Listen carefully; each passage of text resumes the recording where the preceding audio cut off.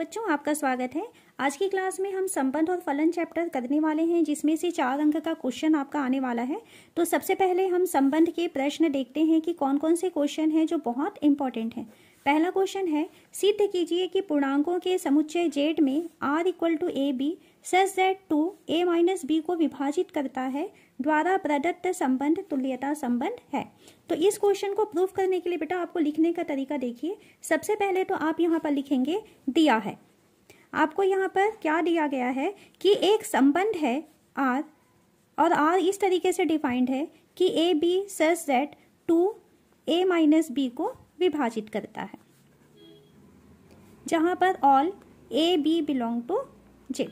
इस तरीके से आपको एक संबंध डिफाइन किया हुआ है और हमें इसे तुल्यता संबंध प्रूफ करना है। तो तुल्यता संबंध प्रूफ करने के लिए सबसे पहले तो हमें यह सिद्ध करना पड़ेगा कि यह स्वतुल्य है।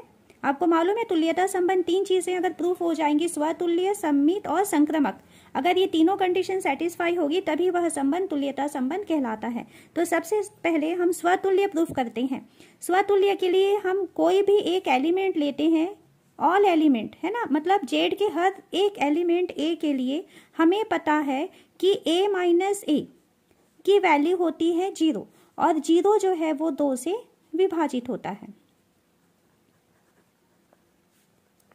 अगर a - a 2 से विभाजित है, इसका मतलब है कि a जो है वो बिलोंग करता है r में, मतलब वो r का एलिमेंट है। तो हम क्या देखें कि a प्रत्येक जेड के एक हर एलिमेंट के लिए हमको उसी एलिमेंट का अपने ही साथ रिलेशन मिल रहा है। इसके कारण हम कह सकते हैं कि यह क्या होगा, स्वतुल्य होगा। तो आप बस लिख लीजिए, इसलिए यह स्वतुल्य है। बस बहुत आसान है, ठीक है। सेकंड, हम लोग इसमें देखते हैं कि यह सम्मित है या नहीं है। सम्मित का मतलब मालूम है ना कि अगर ए बी आर का एलिमेंट है तो बी ए को भी आर का एलिमेंट होना चाहिए। तो all a b belong to Z. यदि ए बी आर का एलिमेंट है, बिलोंग टू आर, तो हम इसको क्या लिखेंगे, तो इसका मतलब है कि a - b जो है वह 2 से विभाजित है। अगर वो आर का एलिमेंट है तो वह 2 से विभाजित भी होगा उसकी परिभाषा के अनुसार। तो यह 2 से विभाजित है। अगर a - b 2 से विभाजित है तो -a - b भी तो 2 से विभाजित होगा।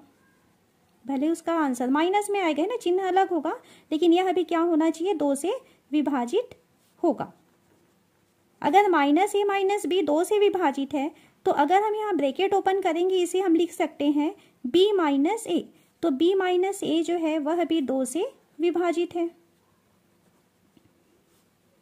और b - a अगर 2 से विभाजित है तो संबंध के परिभाषा के अनुसार कि बी ए जो है वो आर का एलिमेंट हो गया। तो हमने लिया हुआ था कि ए बी आर का एलिमेंट है और हमें मिल रहा है कि बी ए भी आर का एलिमेंट है। तो अतः हम इसे लिखने का तरीका भी आप लोग ध्यान से देखते जाइएगा। अतः यदि a b belong to R then b a also belong to R, all a b belong to Z. Z के हर एलिमेंट के लिए अगर ए बी आर का एलिमेंट है तो बी ए को भी आर का एलिमेंट मिल जा रहा है, इसलिए हम कहेंगे कि यह संबंध जो है वह कैसा है, सम्मित है।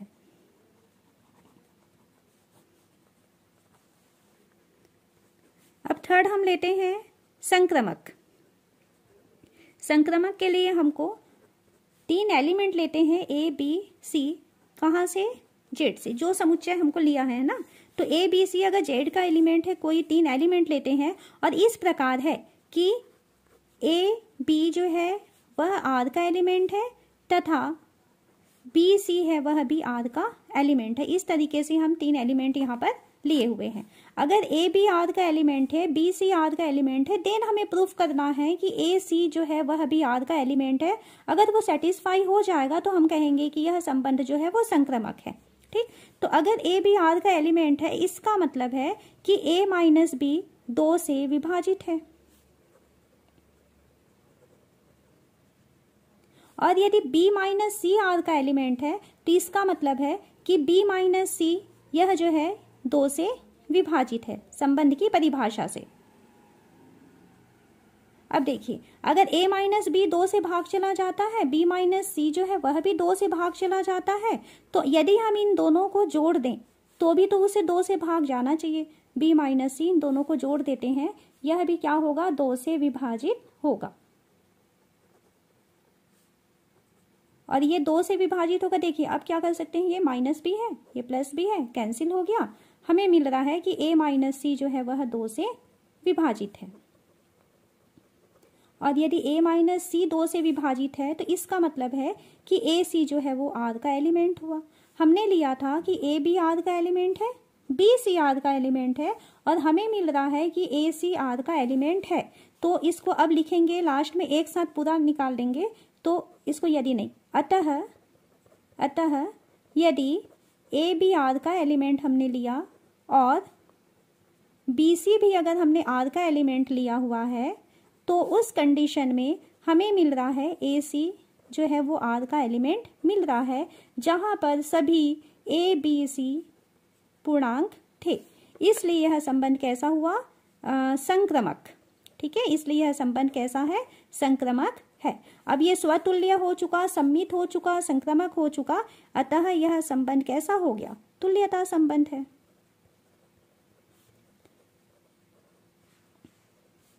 तो तुल्यता संबंध इस तरीके से प्रूफ करना है बेटा कि स्वतुल्य, सम्मित और संक्रमक तीनों कंडीशन अगर सेटिस्फाई हो जाती है तब हम कहेंगे कि यह तुल्यता संबंध होता है। चलिए अब हम नेक्स्ट क्वेश्चन सॉल्व करते हैं। सेकेंड क्वेश्चन भी बिल्कुल इसी के जैसा ही है। हमें इसमें भी तुल्यता संबंध प्रूफ करना है और साथ ही साथ इसमें तुल्यता वर्ग ज्ञात करने कहा गया है। बहुत इंपॉर्टेंट क्वेश्चन है, जो आपका मॉडल क्वेश्चन पेपर आया हुआ है उसमें का क्वेश्चन है। और इसके पहले जो हमने क्वेश्चन सॉल्व किए हुए थे वो 2021 का प्रश्न था। तो बिल्कुल इंपॉर्टेंट क्वेश्चन आपको समझाए जा रहे हैं, ध्यान से समझिए। सबसे पहले आप यहाँ पर लिखेंगे कि आपको दिया हुआ क्या है, एक समुच्चय दिया है A और इसमें एलिमेंट्स हैं 1 2 3 4 5। लिखने का तरीका ध्यान से देखते जाइए। और एक रिलेशन R डिफाइन है, रिलेशन R है a b such that mod A minus b 2 से विभाजित है। इस तरीके से आपको रिलेशन दिया हुआ है। पहले वाले क्वेश्चन में मॉड नहीं दिया था, यहाँ पर मॉड दिया है, उससे खैर फर्क नहीं पड़ेगा। अब हमको ये R में एलिमेंट्स कौन कौन से होंगे वो पहले पहचानिए कि यहाँ पे वे सारे पेयर जो आपस में माइनस होने के बाद 2 से भाग चले जाते हैं, वे सारे पेयर आप बना के लिखिए। सबसे पहले तो 1 का 1 के साथ पेयर बनेगा, क्यों, 1 माइनस 1 की वैल्यू 0 होती है और 0 2 से भाग चला जाता है। उसी तरीके से 2 2 3 3 है ना, ये सब पेयर ऐसे हैं जो अपने ही साथ अगर ये माइनस हो रहे हैं, 4 4 5 5 अपने ही साथ माइनस हो रहे हैं तो 0 बनाते हैं और 0 2 से भाग चला जाता है। उसके बाद 1 का 3 से पेयर करें, 1 माइनस 3 की वैल्यू -2, 2 से भाग चला जाएगा, है ना। 1 3 है तो 3 1 भी होगा, 1 5 आएगा और 5 1 भी है। ये सारे पेयर जो हैं वो R के एलिमेंट्स हैं। उसी तरीके से 2 का 4 से पेयर बनेगा और 4 का 2 से बनेगा। तो इतने सारे एलिमेंट्स हैं रिलेशन R में। अब इस रिलेशन R को हमें प्रूफ करना है कि यह तुल्यता संबंध है। तुल्यता संबंध प्रूफ करने के लिए सबसे पहले हमें सिद्ध करना है कि क्या यह स्वतुल्य है। तो स्वतुल्य प्रूफ करने के लिए देखिए, क्योंकि आपको हर एक एलिमेंट, मैं A ले रही हूं, A के सारे वे एलिमेंट जो इस समुच्चय A के एलिमेंट हैं, वे सारे एलिमेंट्स के लिए, इन सारे एलिमेंट्स के लिए हमको A मिल रहा है कहाँ पर, R में। उदाहरण के तौर पे हम लिखेंगे कि यहाँ पे देखिए 1 A का एलिमेंट था तो हमें 1 1 कहाँ मिल गया है, R में मिल गया है। 2 A का एलिमेंट है और हमें 2 का 2 से ही रिलेशन मिल रहा है, R में शामिल है, जो हमने अभी रिलेशन लिए ना, 1 1 है, 2 2 है, 3 3 है। तो यहाँ पे हम A के हर एक एलिमेंट को ले रहे हैं, 1 2 3 4 5, उनका खुद ही के साथ पेयर इस रिलेशन R में मौजूद है। और यहाँ पर लिख लीजिए इसी प्रकार। इसलिए यह संबंध कैसा होगा, स्वतुल्य होगा। अगर आपके पास टाइम है तो 1 2 3 4 5 पांचों पेयर यहाँ पे लिख के बता दीजिए, या फिर आप इसी प्रकार लिखेंगे। बट स्टार्टिंग में ये नियम आप जरूर दे देंगे। स्वतुल्य प्रूफ कर रहे हैं कि सभी A जो कैपिटल A के एलिमेंट हैं उसके लिए A जो है वो R में मौजूद है। इस कारण से यह संबंध स्वतुल्य है। पूरा डेफिनेशन के साथ में आपको उसको कॉन्सेप्ट को समझाना है। चलिए सेकेंड हम इसमें प्रूफ करते हैं, क्या यह सम्मित है। अगर वो स्वतुल्य, सम्मित और संक्रमक होगा तभी हम कहेंगे कि वो तुल्यता वर्ग है। सम्मित है या नहीं है ये बताने के लिए हम लेते हैं कि ए बी दो एलिमेंट लेते हैं कैपिटल ए के, ठीक है। और इन दोनों एलिमेंट के लिए अगर ए बी जो है वो आर का एलिमेंट है, देन बी ए जो है वो भी आर में शामिल होना चाहिए, तब उस कंडीशन में हम कहते हैं कि वह सम्मित होता है। तो यहाँ देखिए 1 और 2 किसके एलिमेंट है, यहाँ पर कैपिटल ए है ना, 1 2 कैपिटल ए का एलिमेंट है। अब यहाँ पर हमें मिल रहा है कि 1 और 3 लेते हैं ना, 1 और 3 दो जो है एलिमेंट लिए हैं हम लोग कैपिटल ए के, 1 3 जो है वह आर में शामिल है और हमें 3 1 जो है वह भी आर में दिखाई दे रहा है, ठीक है। यहाँ पे हम 1 और 5 लेते हैं, दो एलिमेंट लेते हैं कैपिटल ए के, और इस कंडीशन में हमारे पास क्योंकि 1 5 आर का एलिमेंट मिल रहा है और 5 1 भी हमको आर में दिखाई दे रहा है। देखिए 1 3 है तो 3 1 भी मौजूद है, 1 5 है तो 5 1 भी मौजूद है, 2 4 है तो 4 2 भी मौजूद है। यानी हर पेयर का ऑपोजिट आपको यहाँ पर रिलेशन आर में दिखाई दे रहा है। इस कारण से हम क्या कहेंगे कि यह सम्मित होगा। तो हम यहाँ लिखेंगे इसलिए जो संबंध है वो कैसा संबंध है, सम्मित है। ओके, थर्ड हम प्रूफ करते हैं कि क्या यह संक्रामक है। तो संक्रामक के लिए आपके पास 3 एलिमेंट लेने चाहिए। चलिए हम लोग 3 एलिमेंट लेते हैं, all a b c, capital a यानी समुच्चय ए के 3 एलिमेंट लेते हैं। संक्रामक होने के लिए यदि ए बी आर का एलिमेंट है और बी सी आर का एलिमेंट है, देन हमको ए सी जो है वह आर में शामिल दिखना चाहिए। अगर ये कंडीशन सेटिस्फाई होती है तब हम कहते हैं कि वह संक्रामक है। तो यहाँ 3 एलिमेंट लेते हैं। देखो 1 3 जो है वो आर में शामिल है, 3 1 है वो भी आर में शामिल है, और इसके साथ 1 का 3 से पेयर बना, 3 का 1 से पेयर बना, देन हमारे पास जो 1 1 था वह भी हमको आर में शामिल दिख रहा है इस रिलेशन में, ये आपको मिल रहा है। उसी तरीके से दूसरा ले लीजिए आप, 2 4 आर का एलिमेंट है, 4 2 भी आर का एलिमेंट है, और हमें यहाँ से देखो ये 2 और यहाँ से लास्ट का 2 2 2 भी जो है वह भी आर में शामिल दिखाई दे दिया है। इस कारण से यह कैसा संबंध होगा, संक्रामक संबंध है। अब देखिए आपके तीनों कंडीशन सेटिस्फाई हो गए, क्योंकि यह स्वतुल्य है, साथ ही साथ यह सम्मित है, और साथ ही साथ यह संक्रामक भी है। इसलिए यह कैसा होगा, इसलिए यह तुल्यता संबंध होगा। 4 नंबर का क्वेश्चन है, तो बिल्कुल आप लिखने के तरीका बहुत अच्छा रखिएगा ताकि पूरे नंबर आपको मिल पाए।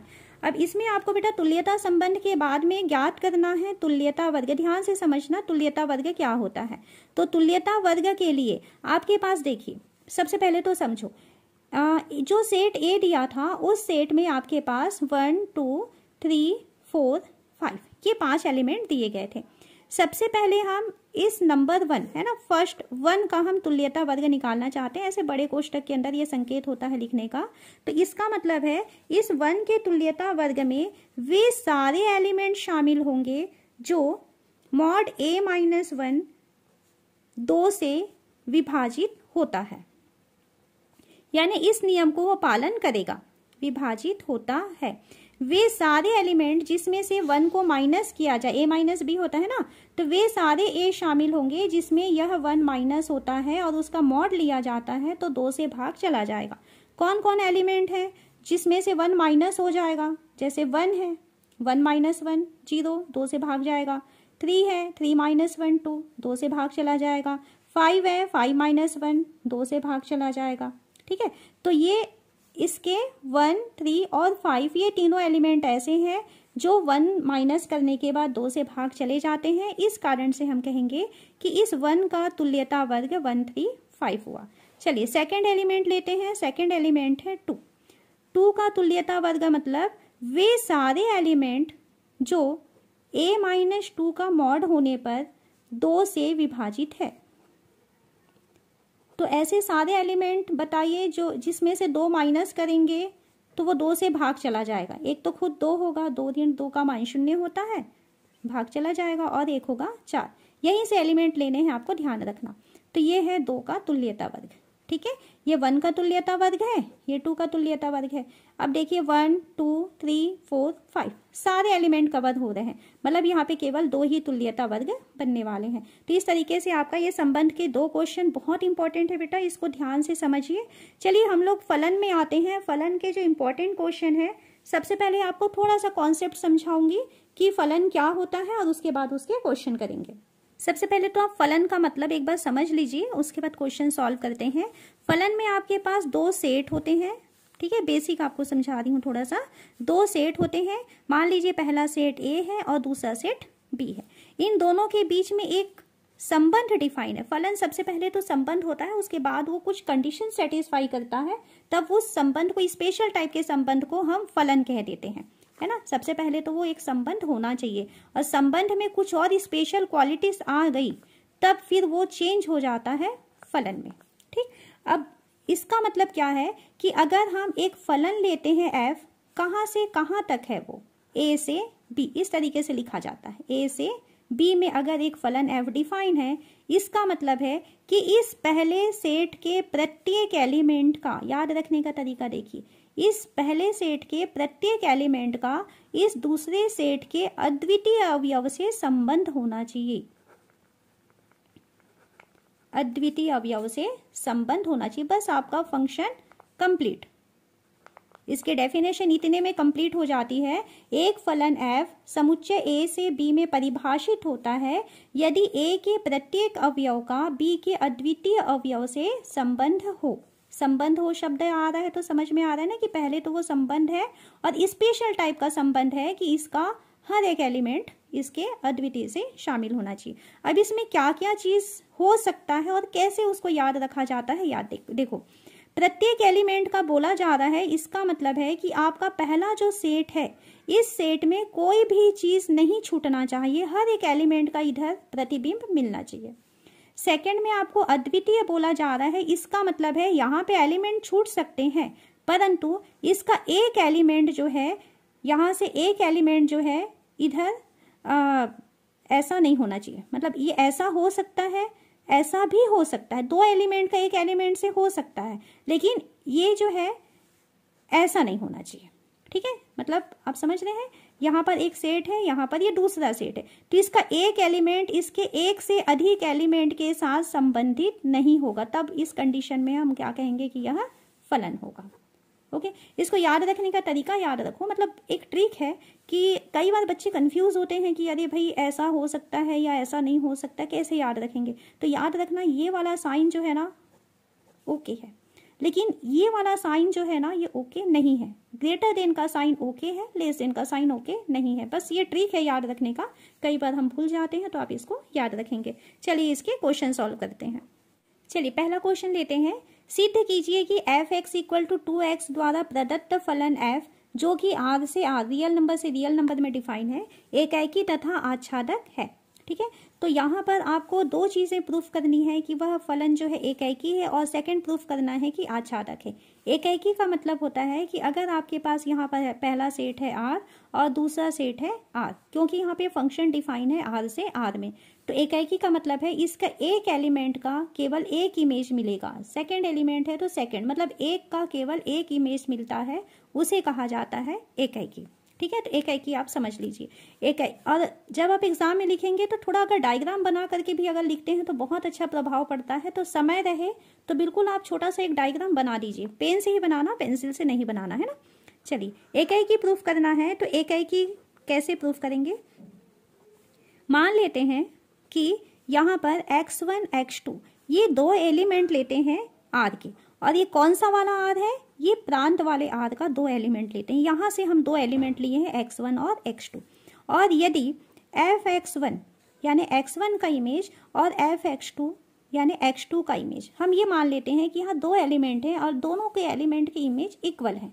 देन यदि ये प्रूफ कर पाए कि अगर ये इक्वल है देन उसका प्री इमेज भी इक्वल हो जाए तो एकाएकी हो जाएगा। ठीक, तो अगर f(x1) और f(x2) बराबर हैं तो क्या होगा, f(x1) f(x) कैसा डिफाइन है 2x, तो f(x1) क्या होगा 2x1, 2x1 = f(x2) यानी 2x2, 2 से 2 कैंसिल हो जाएगा, हमें मिला x1 equal to x2।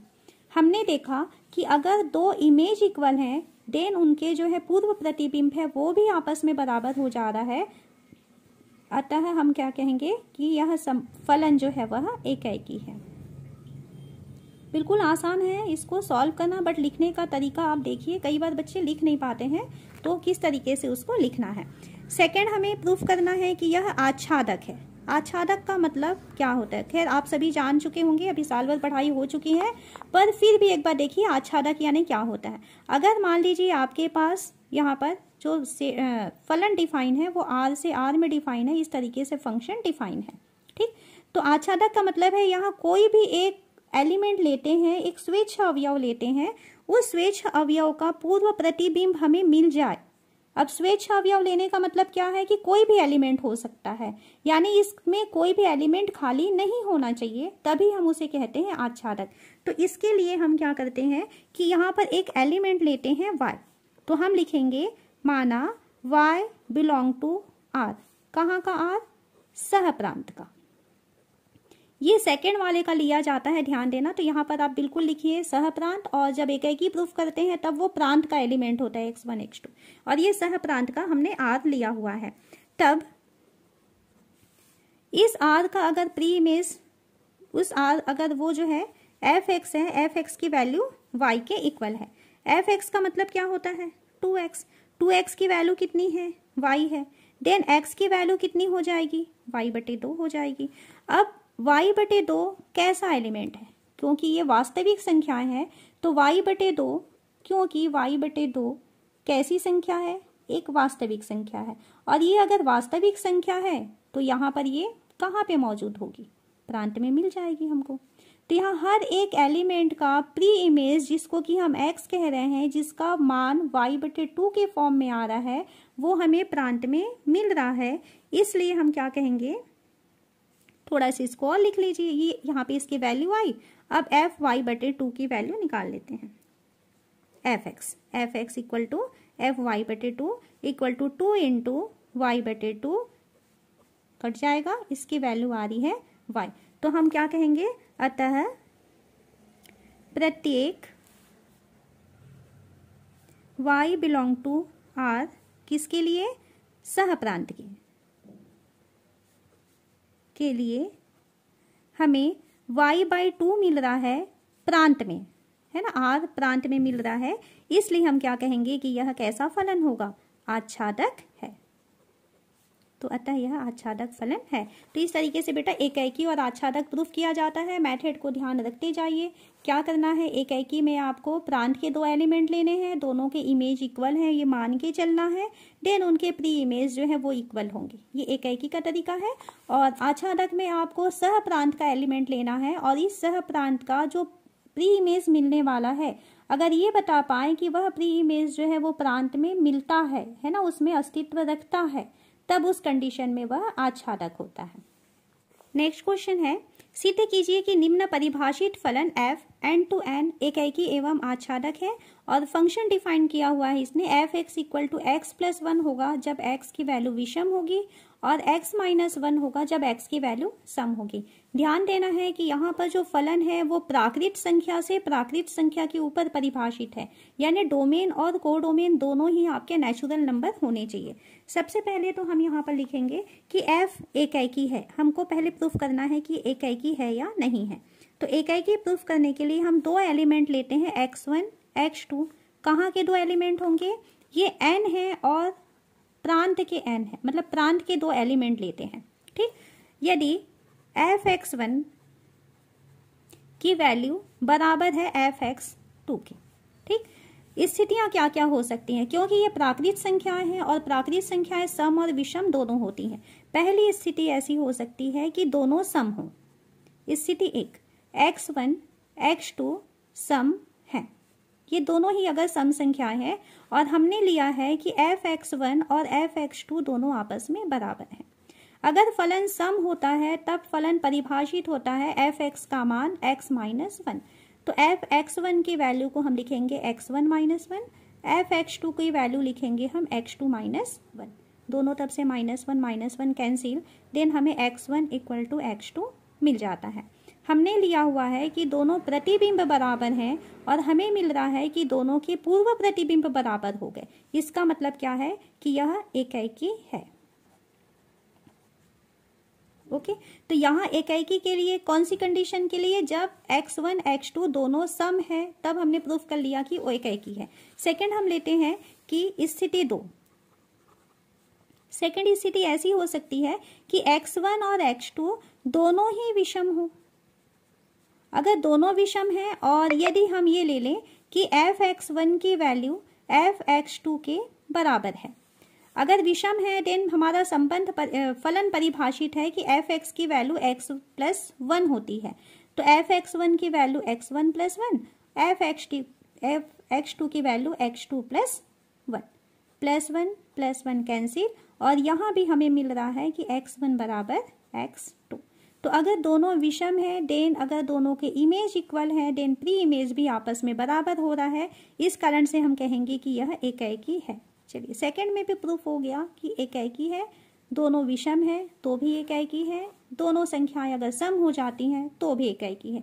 Third condition हो सकती है कि भाई इसमें का एक सम हो और एक विषम हो, तब क्या होगा देखते हैं। तो अब हम आते हैं स्थिति 3 में।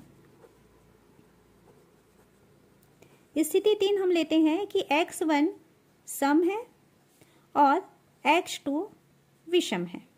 ठीक है, अगर x1 सम है x2 विषम है और यदि हम ये मान के चलें कि f(x1) और f(x2) आपस में बराबर है, क्योंकि x1 सम है इस कारण से f(x1) की वैल्यू को हम लिखेंगे x1 माइनस 1, x2 विषम है इसलिए f(x2) की वैल्यू को हम लिखेंगे x2 प्लस 1, जो अभी हमको फलन परिभाषित है उसके अनुसार लिख रहे हैं।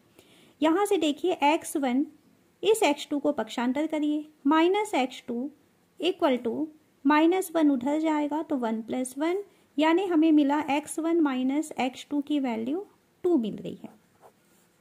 चूंकि x1 सम है और x2 विषम है, इस कारण से कभी भी एक सम संख्या में एक विषम संख्या को घटाया जाए तो 2 मिल ही नहीं सकता है ना। या तो सम में सम घटाओगे तो एक सम संख्या मिलेगा, या विषम में विषम घटाओगे तो एक सम संख्या मिलेगा। तो x1 और x2 एक सम और एक विषम है तो इनका अंतर बराबर 2 असंभव है। ओके, तो यह कैसा है, असंभव है, यानी कि हमने जो तीसरी कंडीशन ली हुई थी ऐसा पॉसिबल ही नहीं है, और बाकी की 2 कंडीशंस में हमारा जो फलन है वह एकाएकी प्रूफ हो जाता है। ठीक, चलिए अब हम इसमें प्रूफ करते हैं कि यह आच्छादक है या नहीं है। तो आच्छादक के लिए आपको पता है कि आप जो एलिमेंट लेने वाले हैं वह कोडोमेन का होना चाहिए। तो चलिए एक स्विच एलिमेंट लेते हैं, माना y बिलोंग टू n, किसका, कौन सा n है ये, सहप्रांत, सहप्रांत का स्वेच्छ अवयव है, स्वेच्छ अवयव है। यदि अब देखिए यहां पर हो सकती है स्थिति 1, स्थिति 1 है, यदि मान लीजिए हमने जो ये y लिया हुआ है, यदि ये y जो है विषम है, अगर ये y विषम है देन y प्लस 1 कैसा होगा, सम होगा, और ये y प्लस 1 सम है और साथ ही साथ ये y प्लस 1 जो है वह शामिल होगा n में, एक प्राकृत संख्या होगा प्रांत का। ठीक, हमने सह प्रांत का एक एलिमेंट लिया और यहाँ पे y प्लस 1 प्रांत में हमको एक एलिमेंट मिल रहा है, और इस एलिमेंट का अगर हम एक इमेज लेते हैं, इस y प्लस 1 का एक इमेज लेते हैं तो हमको क्या मिलेगा, क्योंकि वो कैसा है, सम है, इसलिए हमको मिलेगा y प्लस 1 माइनस 1, जो अभी हमको फलन दिया है उसकी परिभाषा से। -1 प्लस 1 कैंसिल हो गया, इसकी वैल्यू आ गई y, तो इसलिए फलन कैसा होगा, आच्छादक होगा, फर्स्ट कंडीशन के लिए। ठीक है, या लास्ट में आच्छादक को लास्ट में रिजल्ट को देंगे। स्थिति 2, स्थिति 2 क्या हो सकता है कि हमने जो एक एलिमेंट सहप्रांत का लिया हुआ है, यह एलिमेंट अगर सम निकल गया, अगर ये सम है तो उस कंडीशन में y माइनस 1 कैसा होगा, विषम होगा। ठीक, और y माइनस 1 का अगर मान लीजिए हम फलन लेते हैं देन, क्योंकि ये विषम संख्या है इसलिए हमको ये परिभाषित मिला हुआ है y प्लस 1 सॉरी माइनस ना, y minus 1 plus 1, minus 1 plus 1 cancel equal to y। तो आप देख रहे हैं बच्चे लोग कि यहाँ पर अगर हम सहप्रांत के एलिमेंट लिए हैं, अगर वो विषम है तो भी हमको यहाँ पर एक एलिमेंट पूर्व इमेज मिल रहा है, अगर वो एक सम संख्या है तो भी हमको y माइनस 1 के रूप में एक पूर्व इमेज मिल रहा है। इस कारण से हम क्या कह सकते हैं कि अतः फलन कैसा होगा, आच्छादक होगा। यानी हर एक एलिमेंट के लिए आपको उसका पूर्व प्रतिबिंब अगर मिल जाता है तब हम कहते हैं कि फलन आच्छादक है।